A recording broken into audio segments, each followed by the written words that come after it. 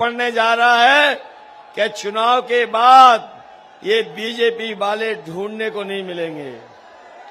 इसलिए हम आपसे निवेदन करना चाहते हैं, अपील करना चाहते हैं कि समाजवादियों ने जहां पर मैनिफेस्टो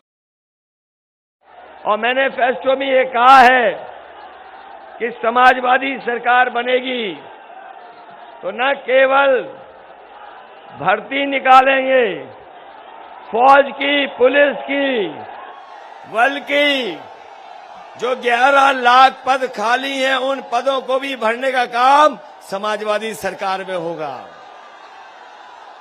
ये हमारे बीएड, टेट वाले लोग हैं, शिक्षा मित्र वाले हैं, बीटीसी, बीपीएड और पुरानी भर्ती वाले जिनके पद खाली है, 69,000 शिक्षक, रोजगार सेवक, आंगनबाड़ी, आशा कार्यकर्ता, अगर किसी को उम्मीद है तो वो समाजवादियों पे उम्मीद है और गठबंधन पे उम्मीद है। हम आपको भरोसा दिलाते हैं समाजवादी सरकार आएगी तो इनके पक्ष में फैसला लेकर के समाजवादी लोग काम करेंगे। ये लोग जो गर्मी निकाल रहे थे,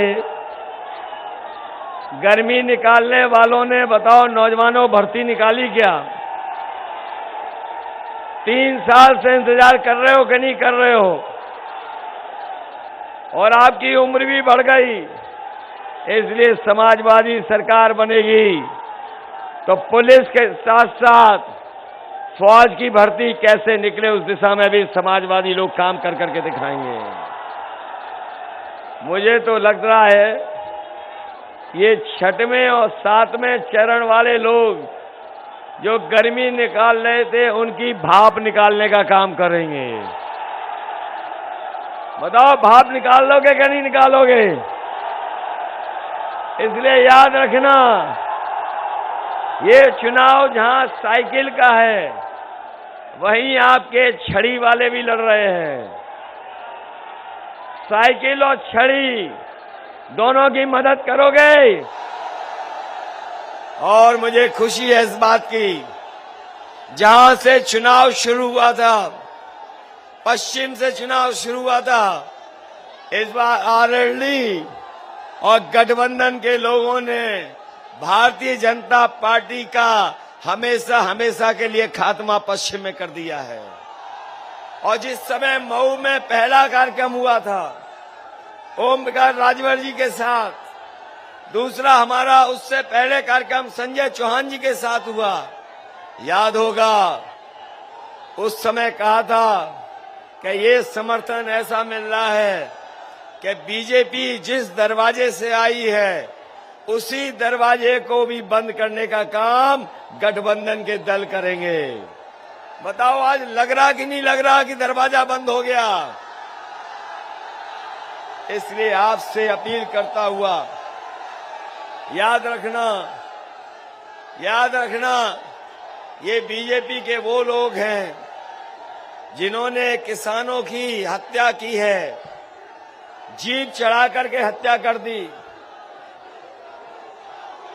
हत्या की और आज भी न्याय नहीं मिल रहा है।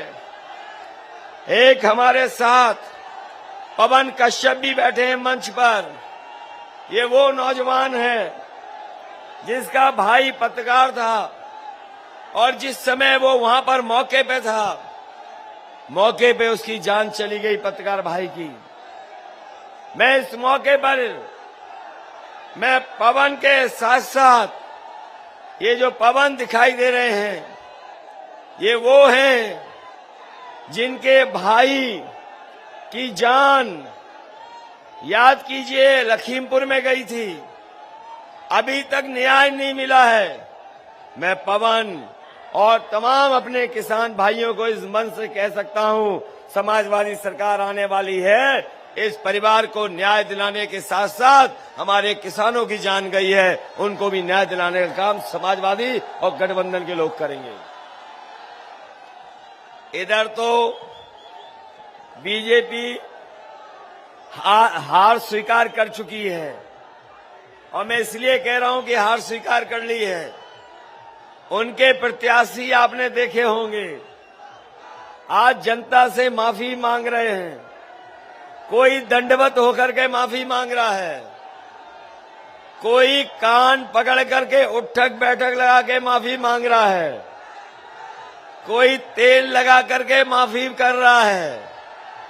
लेकिन मैं कहना चाहता हूं कि यहाँ का किसान और नौजवान बीजेपी के प्रत्याशी अगर कान पकड़ के भी 700 बार उठक बैठक लगाएंगे, तब भी यहाँ का किसान और यहाँ का नौजवान बीजेपी को माफ करने वाला नहीं है। बताओ, माफ करोगे क्या साफ करोगे? माफ तो नहीं कर दोगे? ये तो नहीं भूल जाओगे कि मां गंगा के अंदर लाशें बही थीं, हजारों लाशें बह रही थी? ये भूल तो नहीं जाओगे? जिस समय सरकार मदद करती मजदूर भाइयों की, मजदूर पैदल पैदल घर पहुंचे थे, बहुत लोगों की जान चली गई थी।